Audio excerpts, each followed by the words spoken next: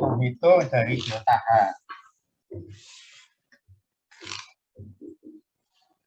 Yang pertama adalah delta HM, delta HF frictionnya. Jadi delta HF itu sama dengan F faktor B sek L per D dikalikan dengan U kuadrat per 2G. Jadi kalau ada pipa sini, ini adalah L-nya, panjang pipa. Kemudian ini adalah D-nya. Kemudian F-nya itu di sini. Nah, F itu tergantung dari jenis pipanya. Ya, dari jenis pipa macam-macam. Jadi kalau pipanya kasar, misalkan pipa beton, dia kasar nanti F-nya besar.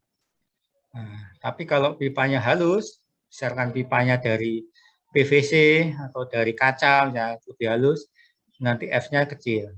Nah, bagaimana mencari F-nya?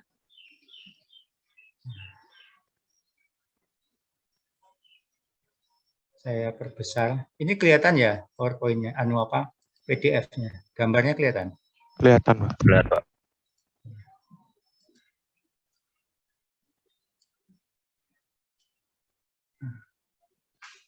Jadi Anda harus menghitung yang namanya Reynolds number.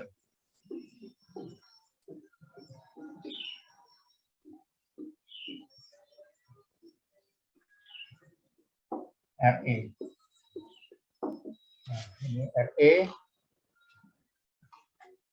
Jadi RE itu dari U kalikan dengan D dibagi dengan viskositas.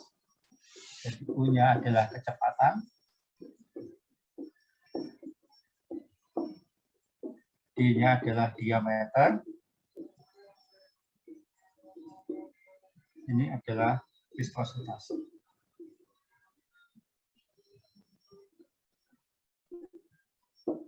Ya. Jadi Anda hitung angka Reynolds-nya. Nanti dalam praktikum Anda belajar menghitung angka Reynolds. Nah, kemudian dari jenis pipa ini ada yang namanya epsilon, kekasaran pipa.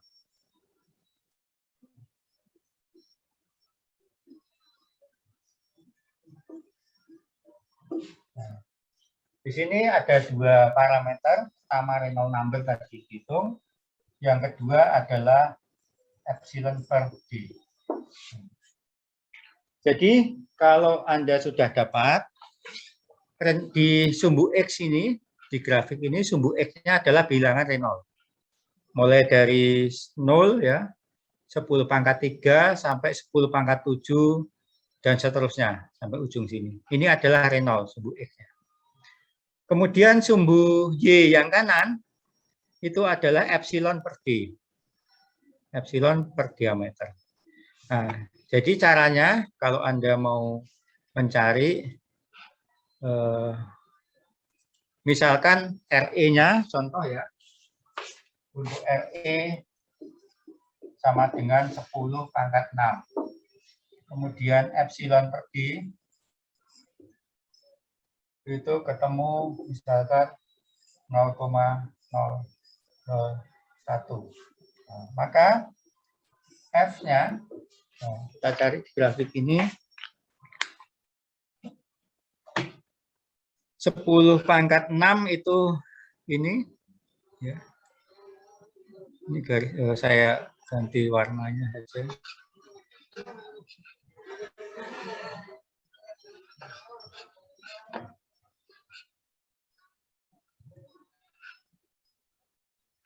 Ini bisa.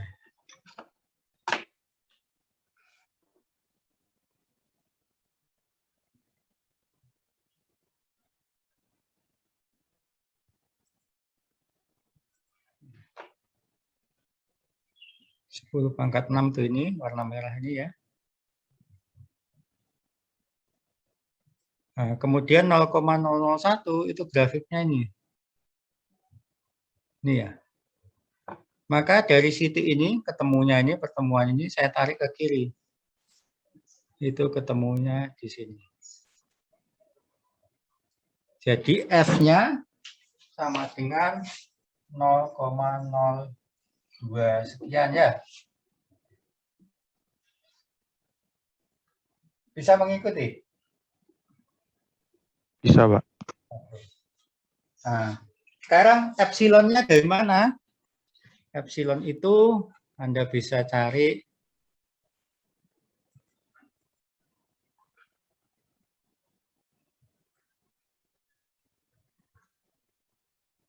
ini epsilon ya. Jadi kalau cast iron pipanya itu epsilonnya 0,26, tapi ingat ini satuannya milimeter ya. Jadi kalau 0,26 itu epsilon per D, misalkan dari cast iron ya, epsilon sama dengan 0,26. Nah, maka kalau D-nya 1 meter, misalkan D sama dengan 1 meter, ini milimeter, maka epsilon per D sama dengan 0,26 kali 10 pangkat min 3 dibagi dengan 1 ya. Jadi ini adalah 0,26 kali 10 pangkat min 3. Nah, ini harga epsilon per D yang dipakai. Nah, tapi kalau dengan konkret itu berkisar antara 0,3 sampai 3. Nah, konkretnya halus atau kasar. Jadi kalau konkretnya halus dia epsilonnya kecil, kalau kasar dia besar. Kemudian ada material-material yang lain. Oke, jadi itu cara untuk mendapatkan harga faktor gesek. Nah, kalau faktor geseknya sudah ketemu, ini F-nya sudah ketemu, maka Anda bisa menghitung ini. Jadi harga dari delta F itu tergantung dari faktor gesek, tergantung dari panjang pipa, tergantung dari diameter pipa, dan tergantung dari kecepatan aliran. Jadi delta HF sama dengan F dikalikan L per D dikalikan dengan U kuadrat per 2D.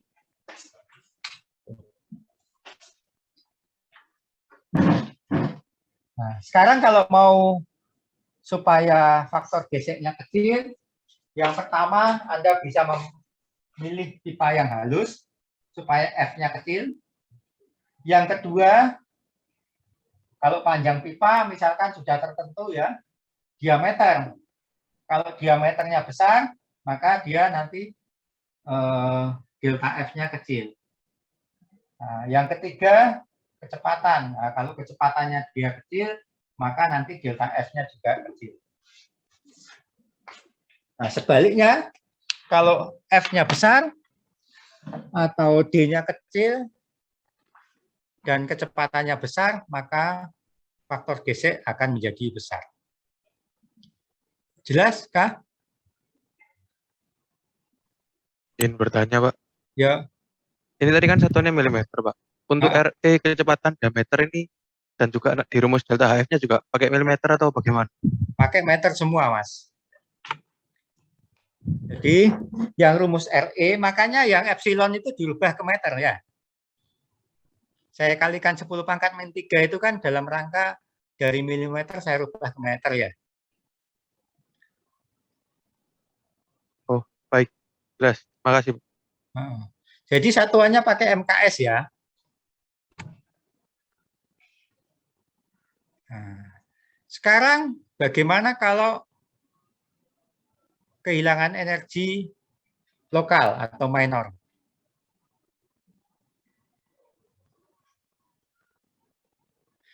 Minor losses itu terjadi kalau ada atau di lokasi pipe entrance or exit. Jadi di masuknya pipa atau keluarnya pipa. Jadi misalkan pipa masuk ke dalam reservoir itu ada kehilangan energi. Atau dari reservoir keluar masuk ke dalam pipa itu juga ada kehilangan energi. Yang kedua, sudden expansion or contraction. Jadi kalau ada pipa yang berubah dari diameter besar ke kecil, itu namanya sudden expansion. Atau kalau dari pipa kecil ke pipa besar, itu namanya contraction. Kemudian kalau di jaringan pipa Anda ada bend, belokan ya, elbow, kemudian T, atau fitting-fitting yang lainnya. Jadi kalau ada lihat pipa PVC itu kan ada sambungan, ada ini apa, belokan ya. Belokan ada yang 45 derajat, ada yang 90, ada yang percabangan pakai T, atau pakai fitting yang lainnya, itu terjadi kehilangan energi. Kemudian kalau di pipa Anda ada valve. Valve itu untuk membuka dan menutup pipa. Tahu valve ya? Pernah tahu? Yang di sambungan pipa itu ya Pak biasanya Pak. Ya, gimana cara bukanya? Seperti membuka keran itu ya Pak, bukan Pak? Ya, yang kayak ada kayak setir itu ya. Kayak Iya setir Pak, mobil diputar tapi Pak. dia Hah? Yang diputar itu ya Pak. Ya, diputar. Itu valve namanya. Jadi kalau Anda putar ke kiri berarti dia dan buka ya. Kalau Anda putar ke kanan itu nutup, itu valve. Jadi kalau ada valve itu juga menyebabkan kehilangan energi. Kemudian kalau ada perubahan secara gradual, secara pelan-pelan ya, tidak sudden tadi. Pipanya membesar atau mengecil, nah itu bisa juga kehilangan energi. Nah, sekarang untuk yang minor, kehilangan energi minor, itu rumusnya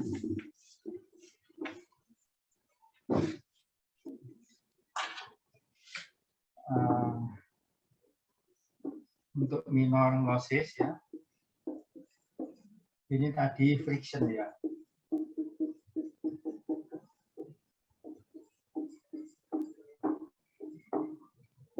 Ini minor losses itu delta HF itu sama dengan K kali U kuadrat per 2G. Nah, Bapak, ini K, koefisien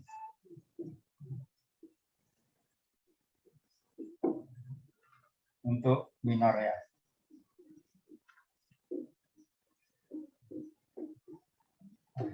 Sekarang bagaimana mencari K-nya? Nah, K ini tergantung dari bentuk kehilangan tadi. Kita lihat gambarnya. Nah, ini contoh.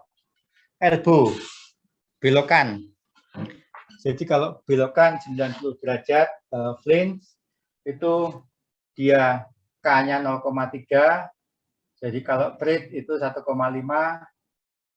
Kalau long radius 90 derajat, length 0,2. Jadi saya kasih, coba saya carikan gambarnya.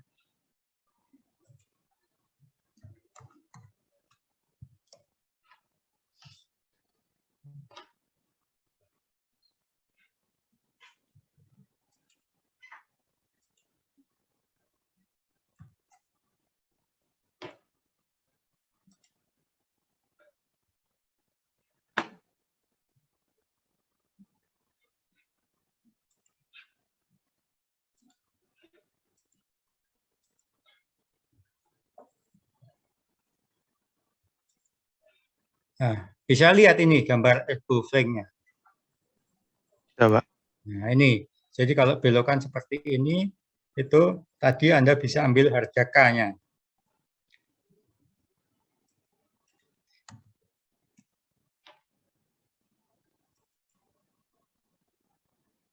Nah, ini yang bentuknya trik ya. Jadi tidak ada apa kepalanya kayak tadi. Nah, maka mana tadi?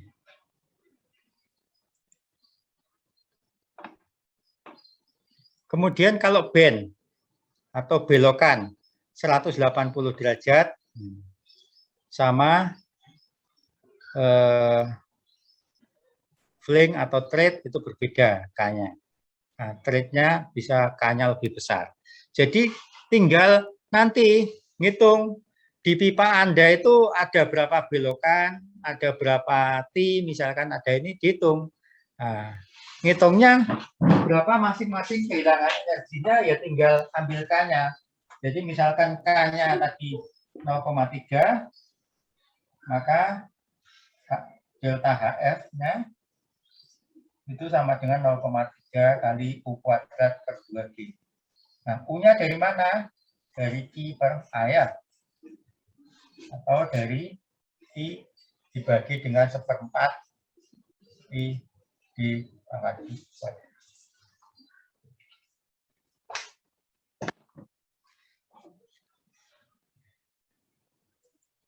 Jadi sudah terjawab tadi pertanyaannya bagaimana kalau menghitung kehilangan energi. Ya dari tadi. Nah, sehingga kalau pipa Anda itu kasar, menyebabkan gesekannya besar, maka kehilangan energi akibat gesekan besar. Kemudian kalau pipa Anda itu ada belokannya, ada perubahan penampang atau yang lainnya, menyebabkan terjadinya kehilangan energi lokal, maka energi lokal itu tadi menambah kehilangan energi akibat friksi. Nah, kalau total kehilangan energinya besar, maka nanti tekanannya akan turun besar. Jadi, kalau nanti Anda merencanakan jaringan pipa yang efisien, maka Anda bisa merencanakan supaya kehilangan energinya kecil.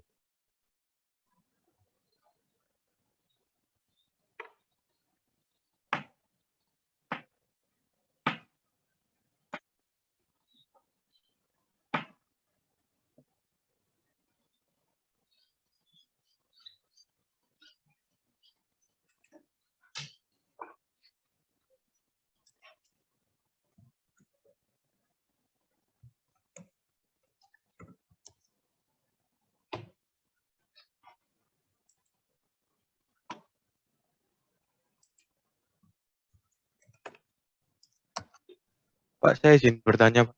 Ya, ya. Pak, itu dari delta HM harusnya, Pak, atau gimana? Kenapa? Delta HM. Kenapa?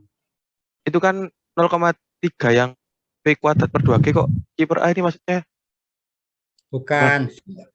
V-nya itu diperoleh dari Anda Q per A. bukannya nggak dikuadratin. Itu gimana? Ini bukan sama dengan inilah ya. Ini kan asalnya begini ya.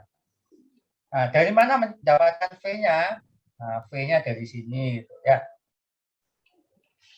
Ya kalau sudah dapat V dimasukkan sini ya kuadrat, Mas. Oke, baik, Pak. Terima kasih. Nah,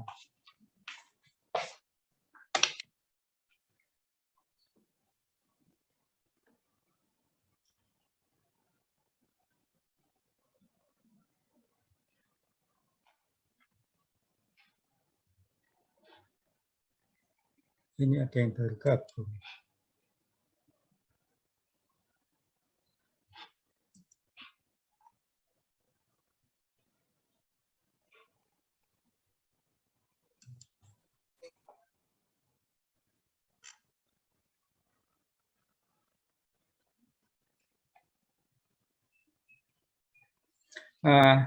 Bisa lihat ini gambar PLTA saya. Terlihat, Pak. Jadi saya jelaskan. Ini kalau Anda mau membangun PLTA untuk tenaga listrik, ini kan ada reservoir ya atau waduk gitu ya. Jadi airnya dibendung supaya naik sini, kemudian dari waduk nanti akan dialirkan. Dari waduk itu nanti akan dialirkan ke sini, ke pipa penstock ya, pipa pesat. Nah, kemudian dia akan keluar ke turbin. Nah, turbin di sini nanti itu akan memutar turbin ini, kemudian dia akan ini apa menghasilkan listrik. Nah, jadi kalau Anda lihat, ini ada perbedaan tinggi antara air yang di reservoir atau waduk dengan air yang di turbin, setinggi H ini.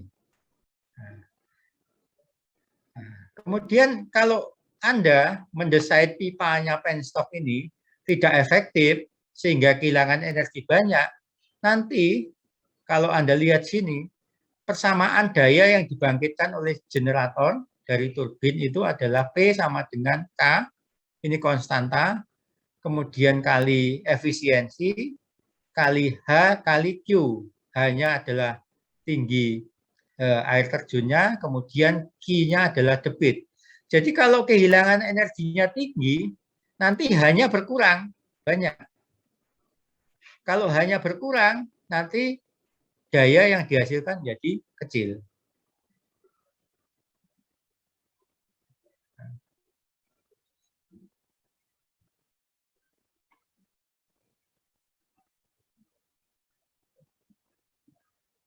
Nah, jadi misalkan contoh ini,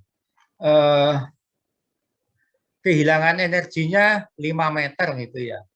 Berarti hanya berkurang 5 meter. Padahal di sini K, N, efisiensi kali Q, kalau dihitung nanti menjadi kilowattnya cukup besar.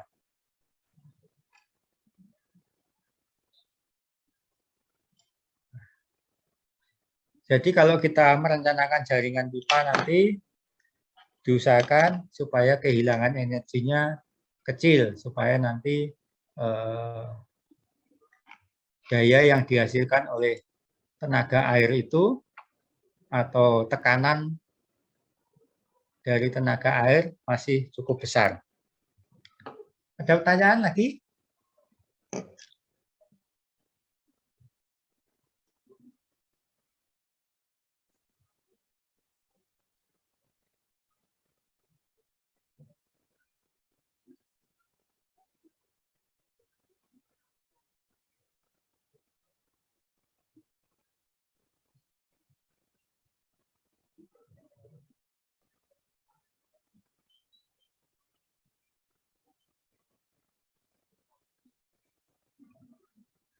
Ada?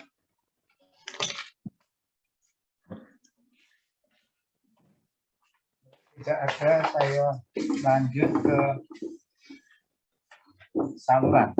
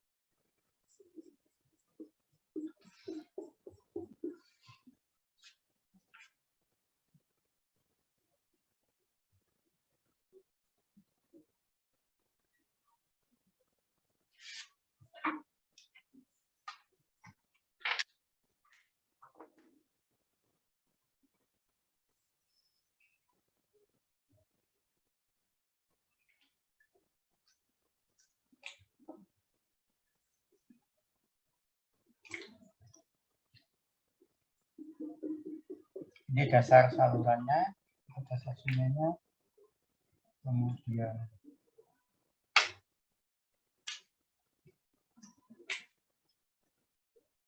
muka airnya.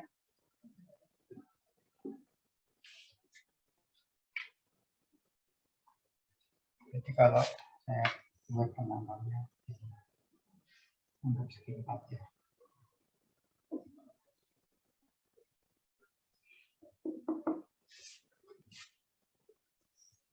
Maka ini adalah Z1, ini adalah H, kemudian di sini adalah V kuadrat per 2G.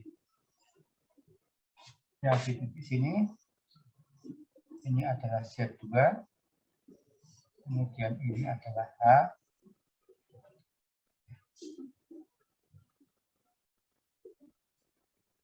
ini adalah U2 kuadrat per 2G, ini adalah delta H-nya. Jadi samaannya Z1 plus H ditambah U1 kuadrat per 2G sama dengan Z2 plus H tambah U2 kuadrat per 2G ditambah dengan delta H.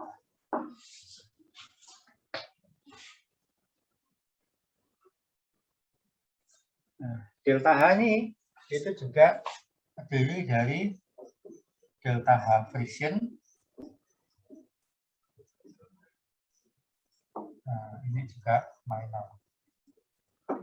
Misalkan kalau dari denahnya ini sungainya melebar begini.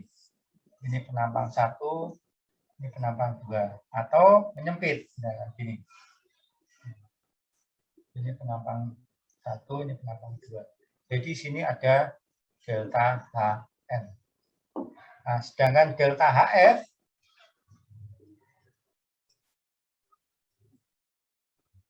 itu berasal dari gesekan ini dinding dengan air sepanjang saluran.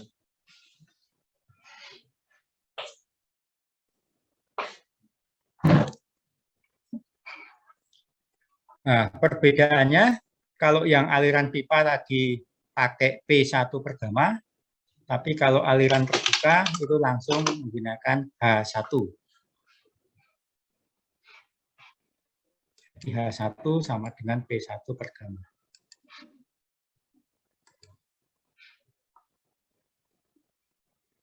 Ada pertanyaan?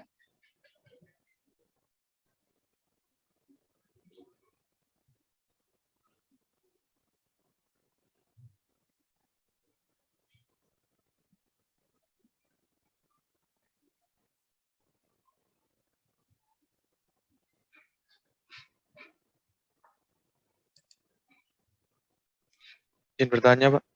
Ya. Untuk saluran terbuka gini berarti apakah masih ada delta HM? HF. Delta HM. Apakah masih ada?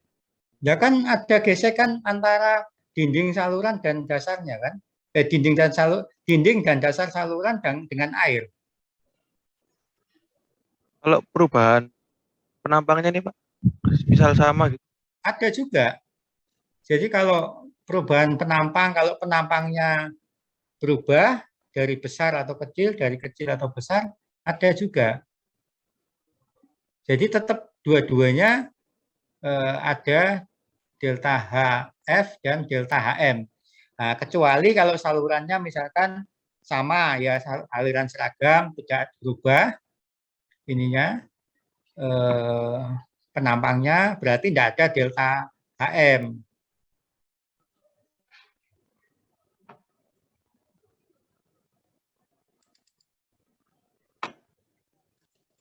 Baik, terima kasih, Pak.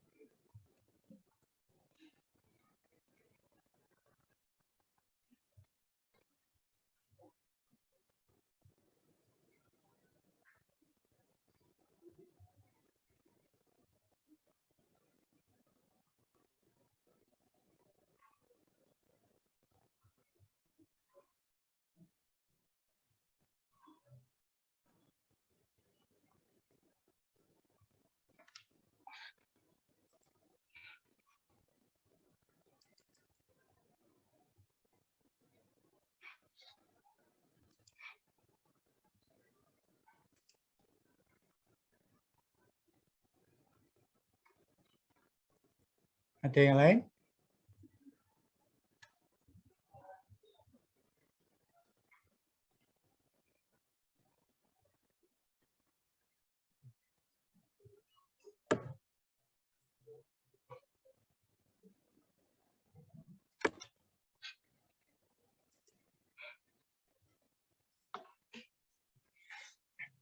Sekarang Oke.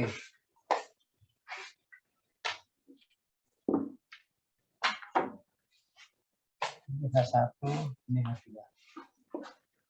Sekarang kalau diketahui saluran lebarnya B, kemudian B diketahui, H1 diketahui, kemudian I1 diketahui, delta H diketahui, nah, maka berapa harga H2? Bagaimana caranya?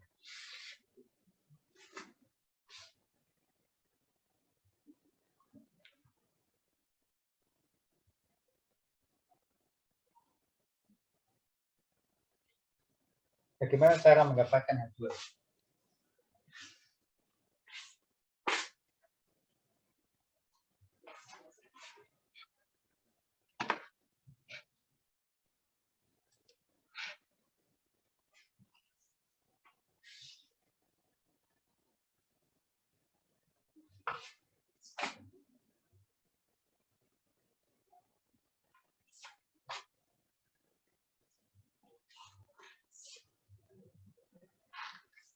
Z1 diketahui, Z2 diketahui.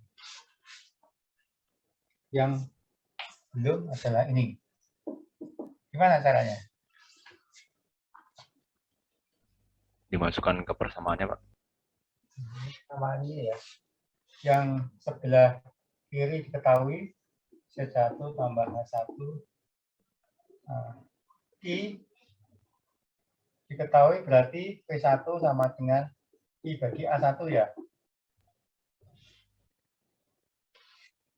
Tambah U1 kuadrat per 2G bisa. Siapa lagi? Dikurangi Z2 ya. Kurangi apa lagi? V2 kuadrat. Delta H sama dengan H2 plus U2 kuadrat per 2G. Begini.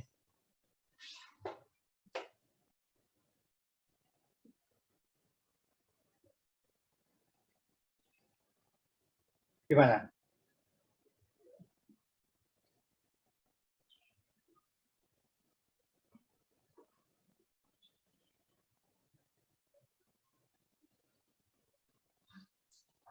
P2 kuadrat per 2G bisa dihitung enggak? Nggak bisa, Pak. Soalnya H2-nya belum ketemu. Ya. P2 itu sama dengan I dibagi A2 kan ya? Atau Iya. I B kali H2 kan ya? Iya, Pak. Iya. Nah, Iya. masuk sini. Nah, ini adalah Q per B kali H2 kuadrat bagi 2G. Nah, sekarang tinggal satu variabel kan ya, H2. Bisa didapat? Bisa diperoleh? Ya, Pak. Bisa, Pak. Tinggal Bisa. variabel H2 berarti bisa dihitung. Gitu. Berapa harga H2.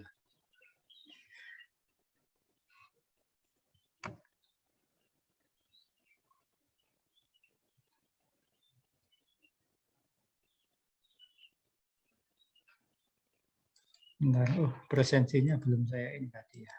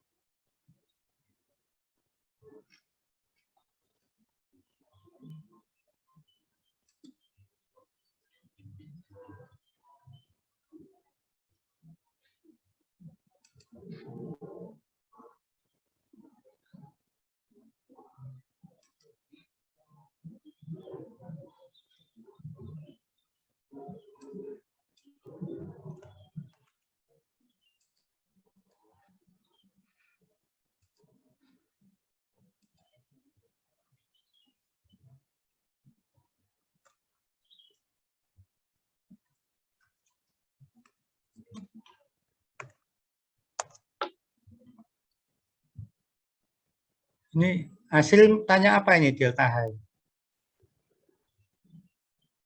Enggak Pak, tadi salah kirim Pak. Kamu mau kirim makanan salah kirim delta H. Bukan Pak. Saya kira kamu mau kirim makanan salah. Itu presensi code-nya ya. Baik, ada pertanyaan Pak?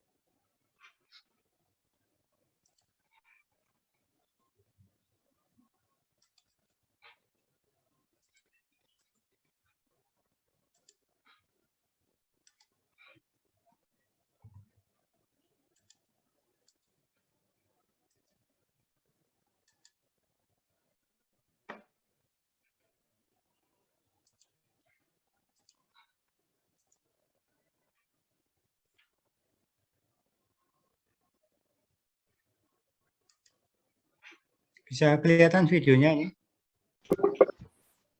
Belum terbuka, Pak. Masih valid. Berarti saya keliru share.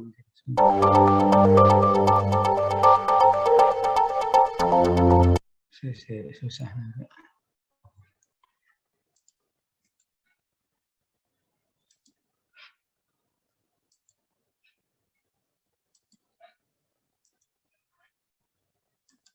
Sekarang sudah. Ya, Pak.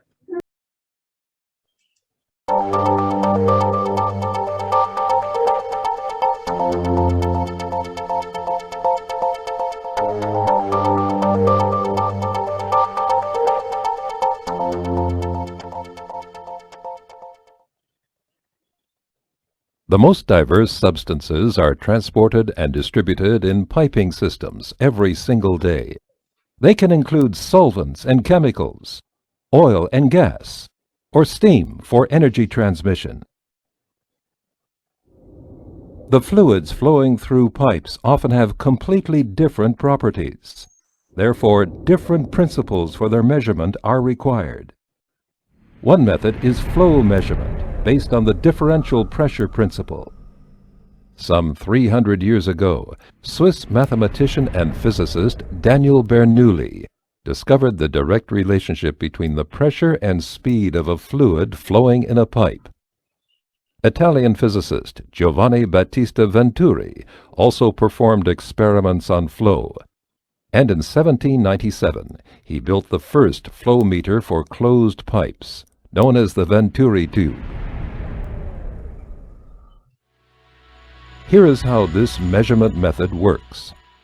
Differential pressure flow meters have an artificial restriction integrated into the measuring tube, illustrated here by the example of an orifice plate.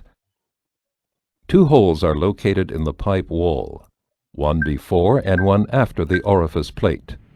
Two separate tubes connect these holes to a differential pressure sensor with its two pressure chambers separated by a diaphragm. The tiniest pressure differences in the flowing fluid can be precisely measured. If the fluid is not flowing, the pressure before and after the orifice plate is essentially identical. As soon as the fluid starts to flow, its velocity around the orifice plate increases significantly because of the restriction in the cross-section. At the same time, due to the laws of fluid mechanics, the static pressure at this point decreases. Consequently, different values are detected in the pressure chambers of the sensor, a higher pressure before and a lower pressure after the orifice plate. This pressure difference is a direct measure for the flow velocity, and thus the mass and volume flow in the pipe. The higher the flow velocity, and the resulting drop in pressure around the orifice plate, the greater the differential pressure measured. In numerous industrial applications, the orifice plate covers many needs of flow measurement technology. However, other designs are available for certain measuring tasks to minimize undesired effects, such as excessive pressure loss or abrasion of components due to solids carried in the fluid. This demonstration shows that an abrupt restriction generates severe turbulence in a fluid. Nozzles with a rounded, funnel-like inlet clearly reduce turbulence and thus create less pressure loss. Nozzles are particularly suitable to higher flow velocities or to fluids with abrasive solid particles.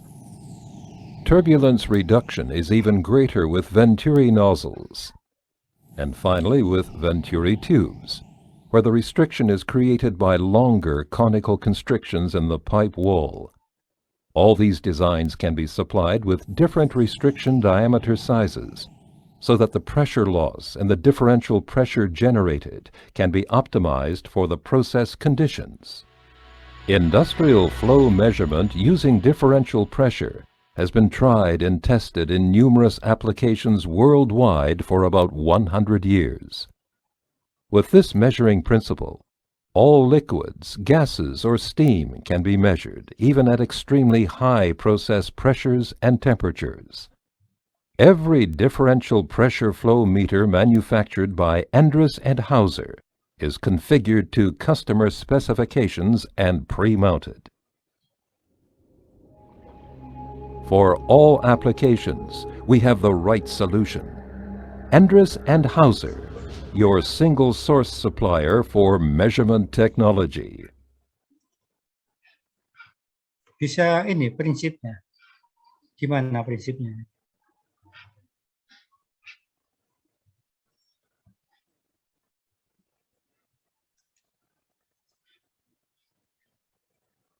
Apa prinsipnya dari ini? Orifice ini, alat ukur ini.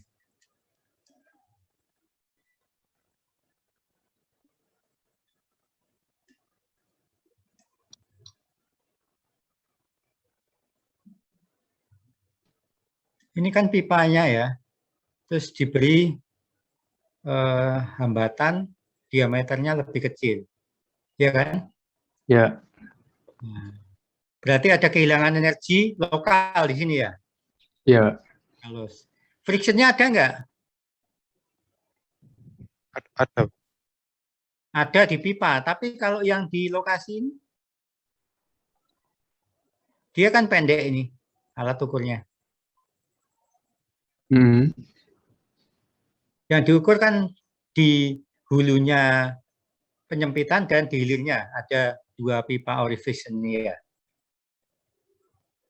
Maka diukur tekanan di hulu lebih tinggi karena dari tekanan hilir, karena di hilir mengalami kehilangan energi atau kehilangan tekanan juga. Nah, maka dengan adanya kehilangan tekanan dimasukkan rumus Bernoulli tadi, maka akan diperoleh harga kecepatan aliran. Kecepatan aliran diperoleh, maka debitnya bisa dihitung.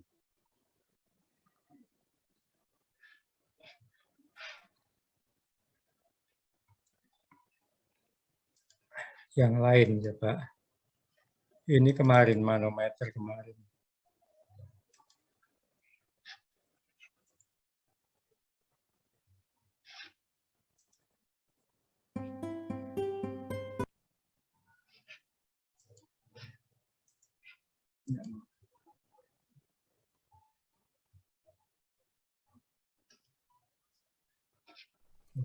This problem we were looking at.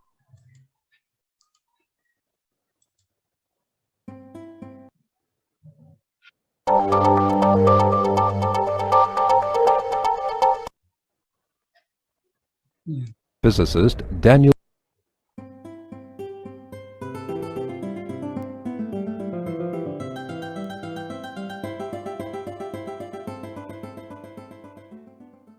This is lesson 7 on fluid mechanics in medicine, and the topic is the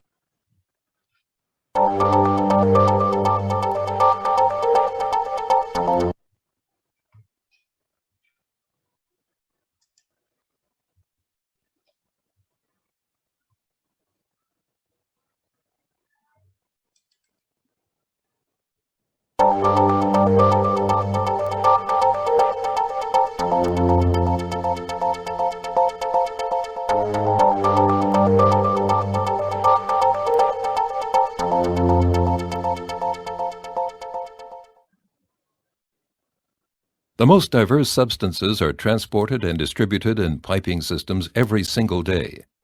They can include aggressive fluids in the chemical industry, hydrocarbons in petrochemistry, or steam for energy transmission.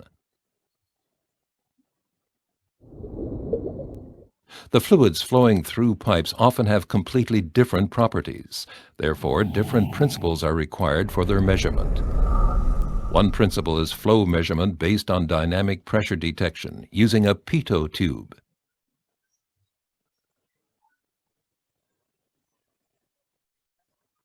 Some 300 years ago, Swiss mathematician and physicist Daniel Bernoulli discovers a direct relationship between the pressure and speed of a fluid flowing in a pipe. At the same time, the French engineer Henri de Pitot is constructing a device for measuring the traveling speed of ships using flow pressure. His instrument is known as the pitot tube. Here is how this measurement method works. Pitot tubes have a rod-shaped measuring element that is inserted into the pipeline perpendicular to the flow direction. On the front and rear of this probe are several holes. Two separate tubes connect these holes to a differential pressure sensor. With its two pressure chambers, separated by a diaphragm, the tiniest pressure differences in the flowing fluid can be precisely measured. The individual pressure taps are distributed along the entire pipe cross-section to ensure a representative measurement. If there is strong interference in the flow profiles, it's advisable to fit a second pitot tube, rotated by 90 degrees. If the fluid is not flowing, the pressure before and after the probe is essentially the same. As soon as the fluid starts to flow, an additional impact pressure against the front of the probe is generated, also known as the dynamic pressure. On the rear of the probe, in contrast, only the static pressure, which is not related to the flow, is still measured. As a result, different values are detected in the pressure chambers of the sensor. Higher pressure against the flow and constant pressure on the rear of the pitot tube. This pressure difference is a direct measure for the flow velocity and thus the mass and volume flow in the pipe. The higher the flow velocity and therefore the dynamic pressure, the greater the differential pressure measured. Pitot tubes are able to register the flow in both flow directions. This means that balancing measurements, for example in gas pipeline networks, can be carried out at any time. Continuous improvements have been made to pitot tubes over the past decades. Devices with a built-in temperature sensor, for example, together with a flow computer, can also calculate temperature-dependent mass and energy flows. This feature is particularly important in industrial processes involving saturated steam or gases. A unique feature is that pitot tubes can register flows in extremely large pipelines. This advantage applies not only to square ventilation ducts, but also to the measurement of flue gas or exhaust emissions in large chimneys of up to 12 meters in diameter. pitot tubes from Endress and Hauser are being used increasingly in industry for cost-effective flow measurement. Easy installation, minimal pressure loss, and high contamination resistance are the key advantages of this measuring principle. For all Nah, itu juga alat ukur pitot untuk mengukur aliran flow berdasarkan dari perbedaan tekanan dalam persamaan Bernoulli.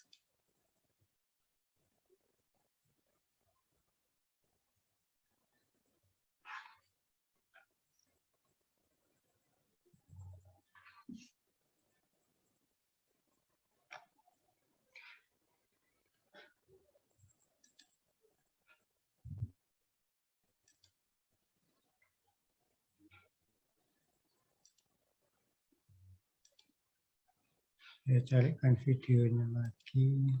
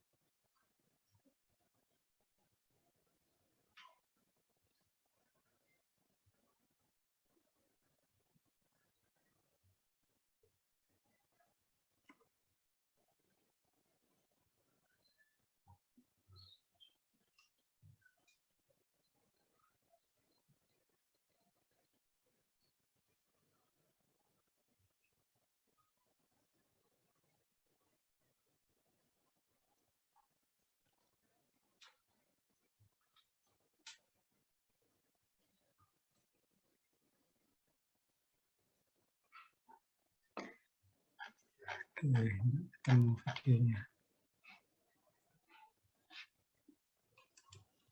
Baik, ada pertanyaan materi hari ini tentang energi?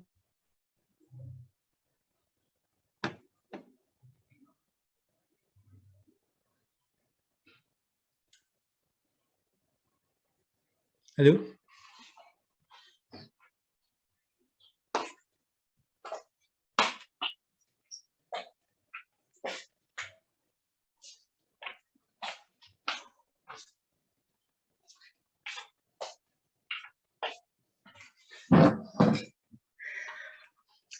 Sepertinya sudah cukup jelas, Pak, menjelaskan Bapak.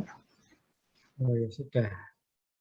Oke, saya kira cukup ya hari ini. Nanti saya berikan contoh dan latihannya untuk Bernoulli dan energi. Baik, kalau tidak ada sudah absen semua ini.